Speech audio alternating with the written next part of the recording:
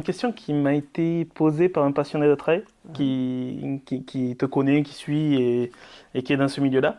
Il m'expliquait que notamment dans le trail, on perdait un peu l'essence de l'époque que tu as connue, où on arrive sur des événements de plus en plus gros, de plus en plus chers, et où justement ce côté famille, ce côté préservation et les valeurs que tu as cherché à inculquer dès le début sur la Pika Pika ont tendance à s'éroder ou se perdre suivant certains projets.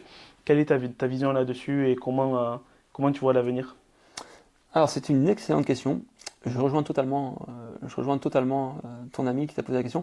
Déjà, moi, quand je commençais en 2012, j'étais déjà un peu nostalgique. J'étais nostalgique de cette époque que j'avais pas connue, mais où c'était leur femme qui leur cousait le sac, qui courait des pulls en laine, avec des baskets de running. Ils allaient au salon, dans le rayon running, pour voir potentiellement la chaussure avec le plus de crampons. J'étais un peu nostalgique de cette époque un peu de freestyle, que je retrouve un peu dans le vélo d'ultra-endurance, qui commence à être marketé, mais pas trop encore, où il peut y avoir beaucoup de gens de milieux différents qui viennent, où c'est un peu freestyle. Je retrouve un peu le monde du trail il y a 10 ans, dans l'ultra-cyclisme.